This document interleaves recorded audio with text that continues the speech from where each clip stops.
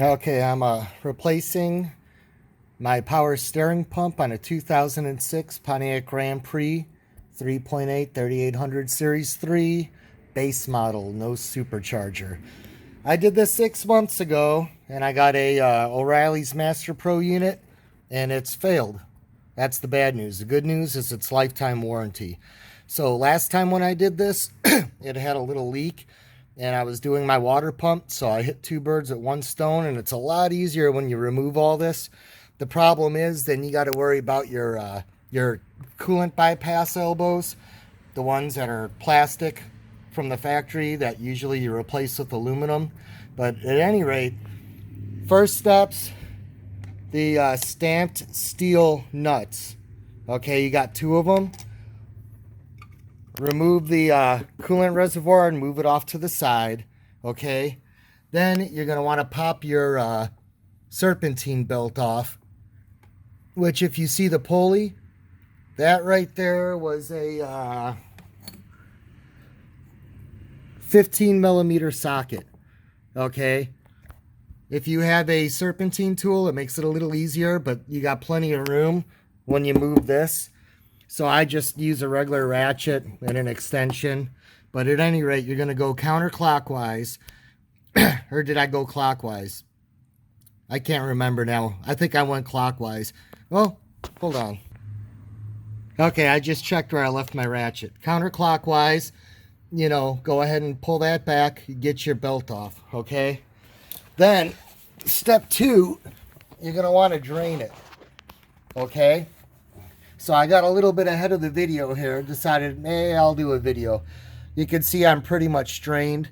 I lost a little bit in effort to get the funnel in there after I pulled the line off. It's a real tight fit.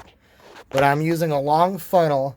I had to squeeze it to fit it in between the sway bar and the tie rod. And basically, I'm going to go ahead and pull it down a little bit. I mean, I don't know that you're going to do it without making any type of a mess. That's a snug fit right there, okay? But lighting's not great, but you can kind of see. See if I could get in there without covering up the light.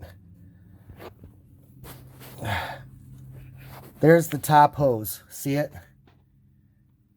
And you won't miss it. It'll have that little clip right there. I just used a pair of pliers. They make special tools for it, but I've never needed it to this point. And I just pulled it off and I drained everything. Okay, so now what we're going to do, and I'm hoping to be able to do this, again, without removing the alternator and all that. We'll find out. That's not how I did it last time, but it would make life a lot easier. So the next thing I'm going to do is we're going to break off the high pressure line. And I'm going to use, I believe I got a flared crows on there. It's kind of a pain. It'd be a lot easier if you could remove the pulley. And I know I replaced my line.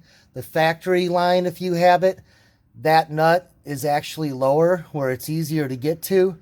And the cheap replacement line, I'll drop the part number now, which I don't recommend because that high pressure line did not fit. I had to really bend the shit out of it to get it to fit on the rack and pinion side. But at any rate, it doesn't stick out very far, so it's really hard to get a tool in when you go to break it loose. Once it's loose, you can loosen it, you can tighten it with a regular wrench on a goofy angle, but with that pulley in the way, it's a real pain in the ass breaking it loose. And my pulley removal tool does not work with it in the vehicle.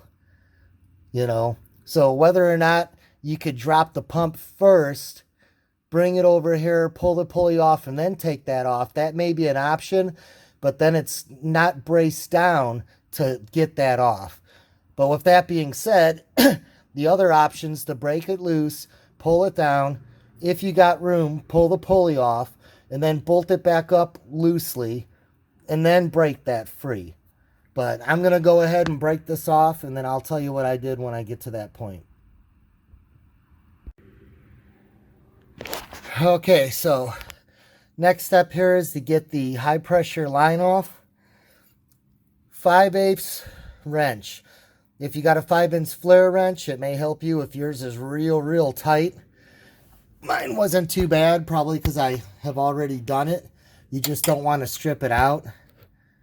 Let me try to get this to focus. Not a lot of room here. The pulley's in the way, so you basically got to come in on an angle. Boy, it's not easy when you're looking through the camera, is it? I already just broke mine loose, but you kind of, there you go. You get the drift. Try to angle that as much as you can, down like that, and then bam, loose. And then you just screw it off, which I can't do with this in my hand.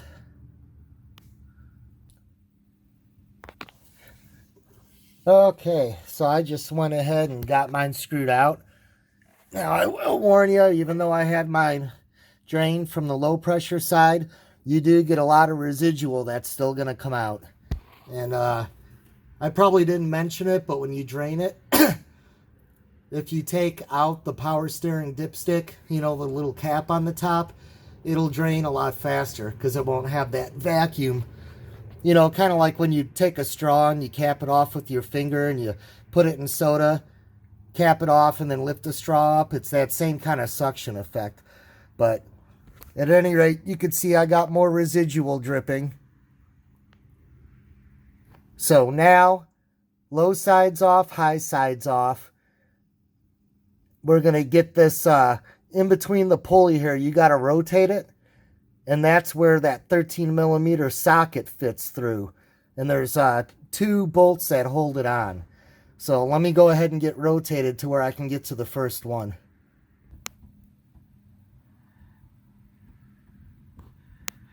Okay, back on the top here. I don't know how good you could see that, but basically you're going to have the 2 fasteners, and they are 13mm. One at 12 o'clock and one at 6 o'clock. I have a 13mm 3/8 inch socket sitting at the 6 o'clock. I want to say, if I remember right, it's easier to pull the bottom one out first and then the top one. Just because it's easier to get to the top one than the bottom one. And you pretty much got to come from the top here. So it's like you don't want to be doing the bottom one and having the whole thing wiggle, you know, if I remember right. So I'm going to go ahead and pop that bottom one out and then the top one. Another trick, depending on what array of sockets and stuff you're using, or if, you know, maybe if you got like a short 10mm with like a little small inch long, 1.5 inch extension, you'd probably have a lot more room. But if I remember right, once you start loosening it, you don't have enough room because you bump into, oh, there's the belt getting in the way. You bump into the frame. So I want to say you got to finish it by hand. You know, pop the ratchet off and finish it by hand. Just be mindful, because if you go back too far with the ratchet on, you're going to have to, like, you know, get a little flathead or something in between the frame and the ratchet to be able to switch it, you know, to be able to tighten it in enough to get your ratchet head off. It's one of those things. Okay, I lied. I'm back underneath here. You can get it from the bottom. You do have enough space. I just used a 3/8 inch drive. I actually broke it from up top, but as long as you got, you know, you don't have a whole lot of room for leverage, but you could break it down here. So I'm loose. That makes this one easier to get to. So now that one's broke loose, which you could see I'm spinning it, now I'm going to break the top and take the top all the way out and then take the bottom one out, because it's a lot easier to get to the bottom one from down here. Top one's going to be a little harder to get from the bottom. But I remember there was a trick to it. Okay, so I just want to let you know I just got done loosening the top one. They thread pretty easily, unless if, you know, you're in the rust belt and yours is rusted. But at any rate, once it got broke loose, I was pretty much able to take the ratchet head off and just spin it. If you're left-handed, it's going to be a lot easier. But at any rate, the only issue I have now, and I remember this from last time, Once it's loose, it's real hard to pull it out without a magnet tool. I misplaced my magnet tool. So what I'm going to do is just go ahead and take the bottom one out, because it doesn't matter, because once I take the bottom one out, the whole assembly will pull out. But I do remember when you go to put it back in, a magnet tool really helps when you're trying to get that top one back in and lined up. Because I do remember that's the challenge of this project, is getting it back in. That's probably the hardest part, outside of breaking loose the high power steering line, if it's depending on how tight it is. So let me finish breaking the bottom, or loosening the bottom one. Okay, let's see if I can fit in here without obstructing the light. Okay, both bolts are loose. Okay, so as you can see, we're loose. Now's the part I'm worried about. Okay, I hope this thing is able to fit out from the bottom without having to rip the alternator and all that apart. That's been my biggest fear.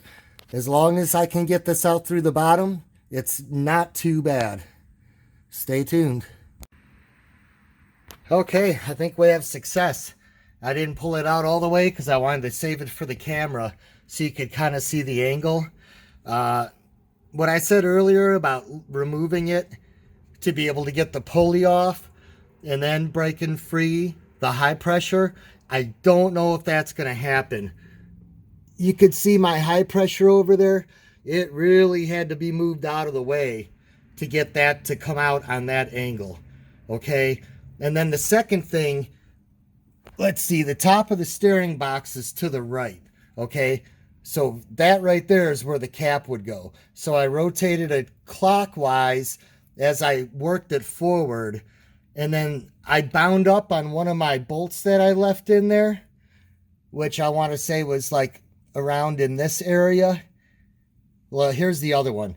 Okay, so it's down a little bit. But at any rate, you know, once it's loose like that, see how I can get my fingers in there? I can rotate the pulley with my thumb, and now I can get the fasteners out. So there you go on the fastener. It's got some good length, probably about 4 inches. So I'm going to try to one-handed banded this and see if we could do it without moving the stabilizer link. Oh, that's still really tight. Oh, we're going to have to move the stabilizer link. I really didn't want to have to, but we're going to have to. So, at least on mine, I'm going to have to. It's definitely not going to have enough room. You can see how tight that is, and it's going to have to, like, turn right to where the part of the pump bangs the stabilizer. So let me go ahead and knock off the just the top part. We'll try that first. Okay, these stabilizers are all a little different, and I replaced my factory one a long time ago. I don't remember the specs, but this is a Master Pro. This is the updated Master Pro. I had the old part number, well, same part number, but the non-revised part, and it didn't have where you could put this 11/16 wrench on to hold the back while you pop off the 15 millimeter nut in the front. And also, I think the old design was a 14 millimeter, but the reason I'm telling you this is if you ever replace these, this is not a hole, and I'll show you in a minute. It's ovaled. So if you don't get that real tight, every time you hit a pothole, a speed bump, this thing goes up and down, and it like makes this banging sound. It's really annoying because without this, having this on here, you can never get it tight enough, and you can't really put vice grips over the boot. So let me go ahead and pop that off, and I'll kind of show you. Okay, it's hard to tell, and I'm not focusing. Let me wipe it off. Yeah, it's not focusing today. Maybe because it's so hot, it's like 100 degrees out. Okay, this is a lot smaller than that hole. So that's what I was talking about. If you don't get it tight, it'll be like boom, boom, boom, boom. Oh, why am I focusing so bad? This is a Note 9. It shouldn't be doing that. At any rate, you could see that's a, you know, a nice hex bolt that I got my wrench on. The old style, it'll take the front and it'll make a little hex on there, so you could hold the front after you get the retaining nut down enough to get that on there, but it's just not the same. Once you experience it, you'll see what I mean. Boy, why am I not focusing? There we go. My setting was off. Okay. There, now you can see it a lot better. But at any rate, now that I can move this out of the way, let's see if our little friend will come out. Ooh. Say hello to my little friend. God, I'm so fucking happy I didn't have to rip off the whole alternator and cooling bypass. You should be too. Alrighty, let me go return this core to O'Reilly's. Actually, let me add another thing. You know, I probably a lot like you buy a lot of Rock Auto stuff because it's cheaper. Yet the shipping's gone up a lot over the last year or two. But with that being said, stuff like gearboxes were, in my opinion, GM's never had good luck with gearboxes. They just fail. Even when you get a rebuilt one, they last so long and they fail. Rock Auto is a pain in the ass. You got to buy a new part, have it shipped, and then you got to get your authorized return, ship it back. It's a whole hassle. For me, it's almost worth not saving $20, buying this local, so that all I got to do is pop it off, run into O'Reilly's, no question asked, they replace it. So I just wanted to share that. You know, Rock Auto's great. It's awesome. I got 100 fucking magnets. That makes it cool too. But my point is, certain items that are not fun to get to and pricey, it's nice to be able to just bring it to O'Reilly's and not have to pay up front and then get refunded. So, and again, that depends on where your budget is. You know, if you got the money to do that, it's nice to go through Rock Auto. Oh, something I forgot to tell you. Hopefully you watch some of this before you do it. This little clip right here, and it's to the back. I forgot to tell you. You want to unclip that. It's holding, I want to say maybe the crank position sensor line. I can't remember, but at any rate, before you pull this out, you know, probably around the time that you're doing this, undo that. I always forget that step. So, better if you don't. I'll be honest with you. I just leave mine off. It doesn't get in the way. And it's, you know, something where you can actually rip it, depending on how you do it. But, yeah, I got to at least show that. I got to be thorough. I can't be too much of a hack.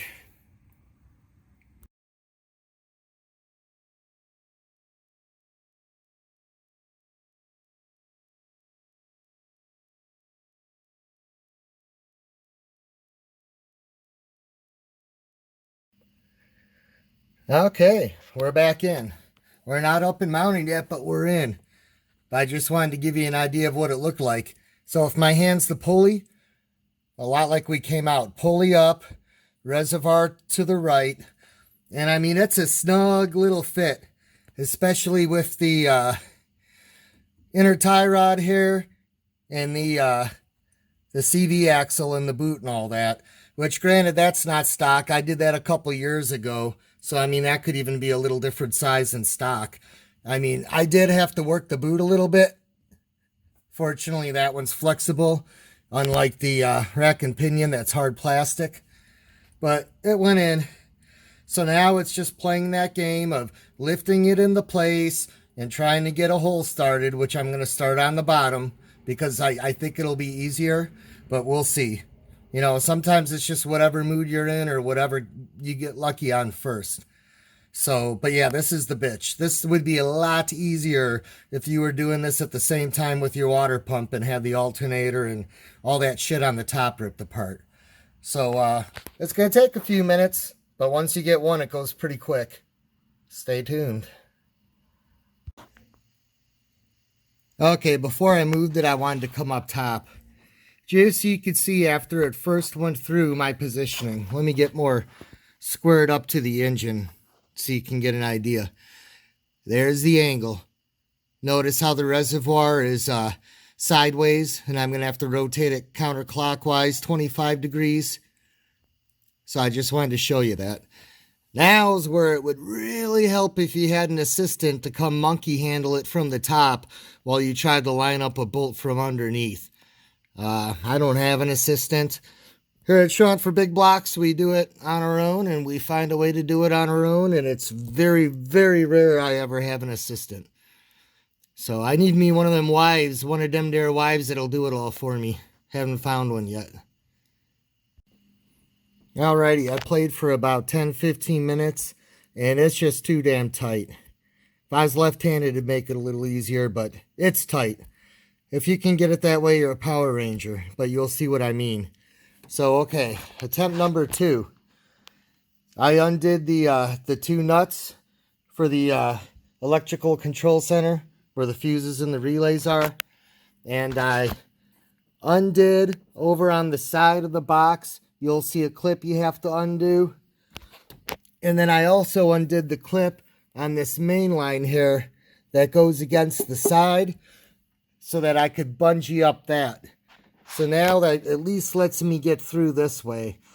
If I could fit 2 arms, it'd be a lot easier, but this is going to be hard. I almost have to hold it up with my left hand and try to line it up and thread it with my left hand. So this will be interesting. And with this current setup, I can't lay my chest flat and try to do it that way. So we shall see. This is definitely the bitch of the project, though. This is what I was not looking forward to the most.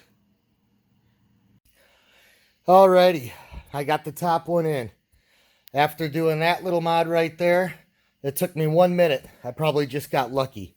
But I'm short, so with the car jacked up, I'm standing on a tire, so I can really reach down there. I'm only 5'8".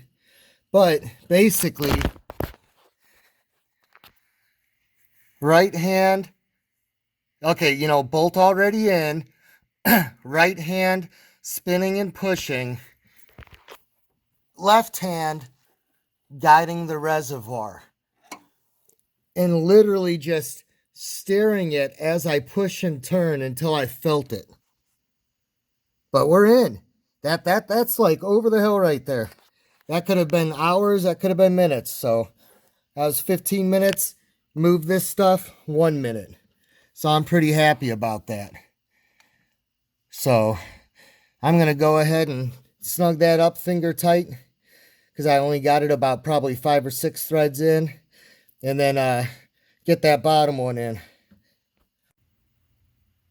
Okay, actually before I put the bottom bolt in, and I did snug up the top one finger tight, I'm going to do the high pressure now. Usually it's not too bad to get in, but you know, sometimes, you know, these got to be perfectly 90 degrees. I may need that wiggle room depending on my angle. So before I tighten all that up, I want to go ahead and get this in at least finger tight, and then snug that bottom one. Oh yeah, this is also a good time to replace the green O-ring on the high pressure side. That should have came with your power steering pump. Okay, pump's all on. Basically, my line's straight, but I had to tighten the pump. It was so hard. I used my right hand to basically position this from the bottom there, and then my left hand through underneath this piece and through that loop to try to thread it in, and it's real awkward. It wasn't too bad, but with it loose, it moved too much. So that was a bad call to try it loose. That may be a good idea if you somehow got this all bent and out of whack, but I got it. So I tightened those two first, all the way, threaded this guy in, slid the low pressure on, and then, you know, slid the top on. A lot easier getting it off than getting it on, you know. Getting it off like these or these if you got to move the angle, or they make a tool that actually fits those, except for I got a real long one, so really it didn't help me out much in that situation because there just wasn't enough room. So I'm going to go ahead and put the stabilizer arm back on now. Alrighty, give you one last view here. I tried to wipe it up a little bit. I'm still generally clean. But there you go from the bottom. Again, that fitting on the high pressure. Yours will be longer if it's the stock line, or at least not the brand I used. The brand I used back when mine was first started leaking a couple 100,000 miles ago, it was like 25 bucks and the AC was like 100. But I'll put the part number down of the one I used, but I'd avoid it. Because even though this side wasn't an issue, I had to really fuck with it and tweak with it on the rack and pinion side. So I just don't want anybody to have to go through that. So then on the top, all we got left is to get the belt on and all this stuff back together. But there you go. I'll try to get some more light on there so you get another good view of where it's in there. You know what's nice is that bolt right there on the water pump. You can kind of see when you go to line it up, that's about your center position. So you're about an inch, maybe an inch and a quarter. But if you can kind of eyeball that when you go to line it up, it may make it a little easier. Now, as far as the belt routing, these 3800 Series 3s come with a nice little plaque somewhere in this area. It's plastic, and it's got the picture of the belt routing.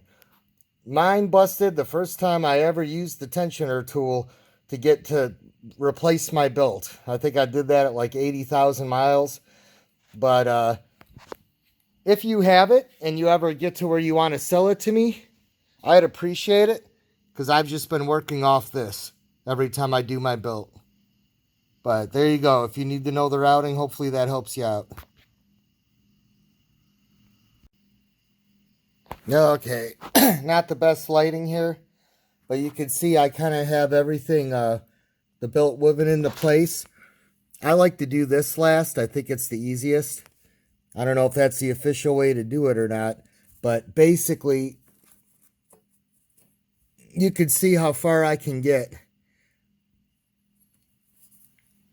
And I'm going to go ahead, adjust my tensioner. And, you know, it's a two-handed trick, but you basically pull it back with your right hand. I'll use two hands. I'll use one hand to stabilize the bottom of the ratchet. And then I'll use another one to pull it back. And then when I get it pulled back, my bottom hand will let go, and I'll use that to slip the belt on. And there you go. I slipped it on.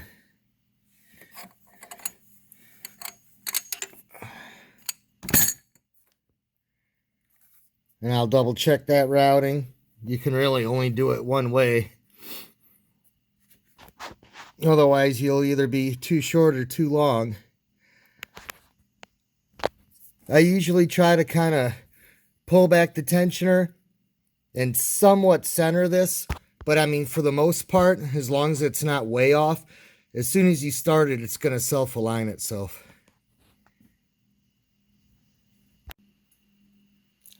Okay, I'm good to go and I'm bleeded. So, I moved this section right here. I fill it. I'm actually going to slip a B-roll in on a trick on that now. I always see people fighting around this, okay? I don't even leave the 10 millimeter stamp nuts on there, okay? Because it's not going anywhere.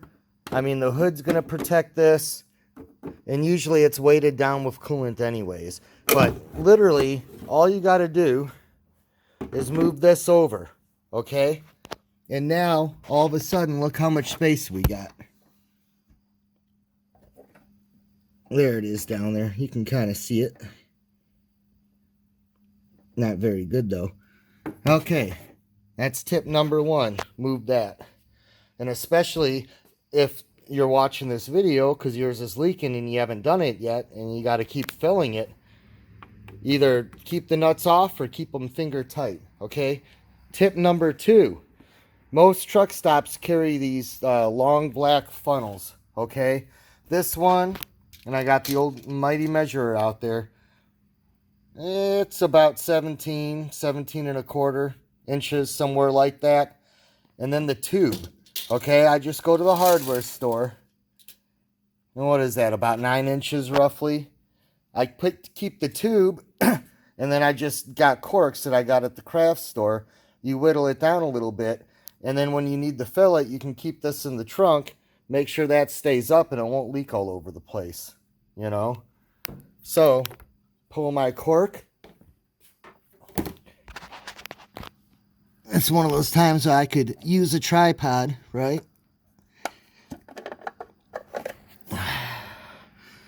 The worst place GM's ever put a power steering pump.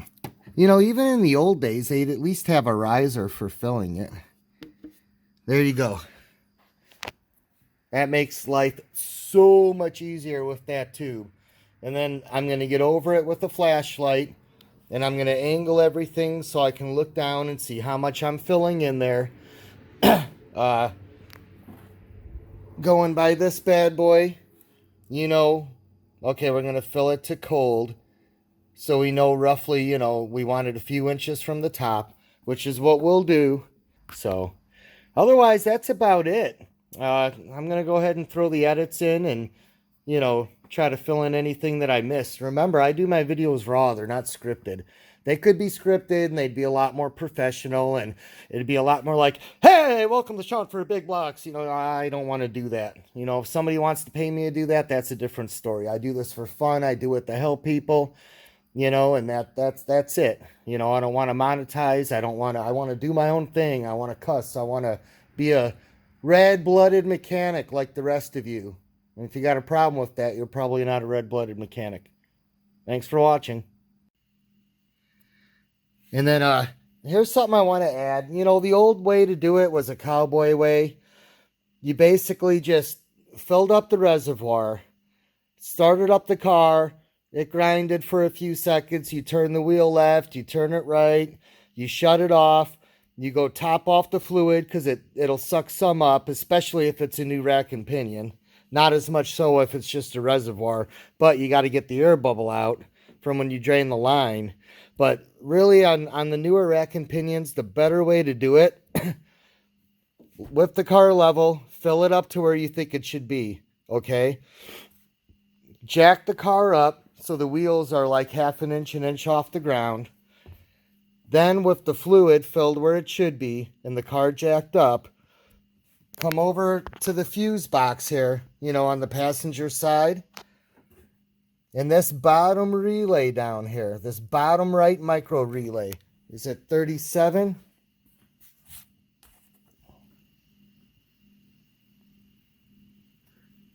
All right, am I having focus problems again? There we go. 41. And as you can see, it's your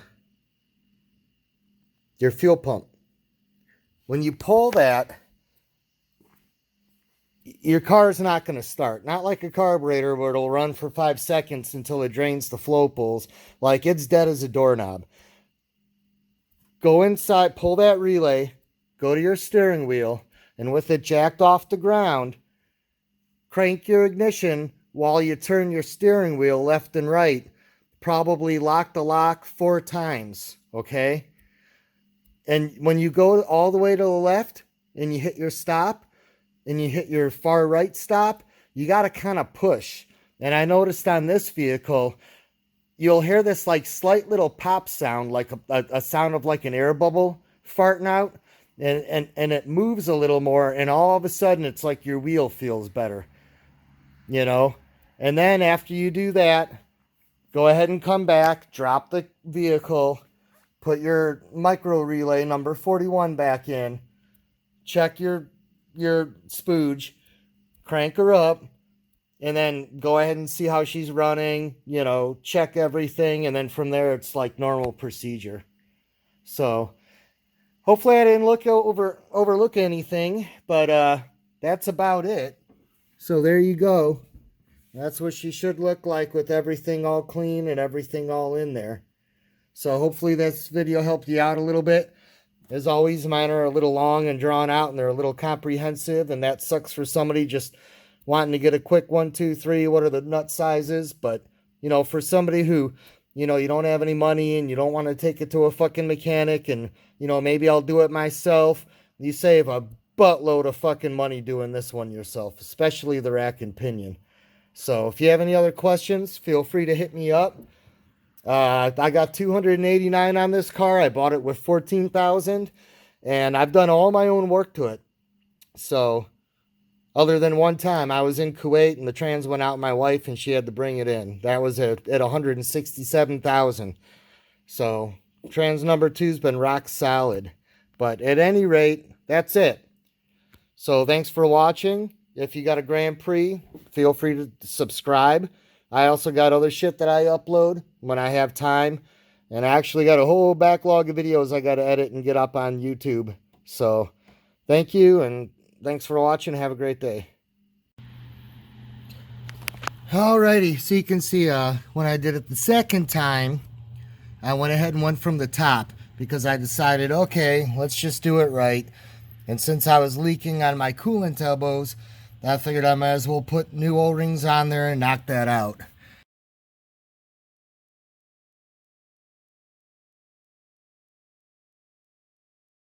So I want to show you when you do come from the top, which is just exponentially easier. There's your top bolt. I mean, you have all the room in the world to line this up. So other than the fact that you got to lose your coolant and it's a fucking mess, and you gotta rip that bracket off and rip the alternator off, it is way easier doing it from the top. But had I not had a drip, drip, drip, I would have just done it from the bottom again.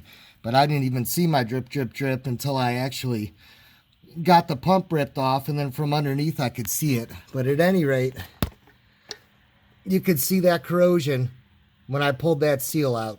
And no, I didn't use any RTV. That's just that orangey, reddy colored GM Dexcool gunking up as it's slowly leaking out.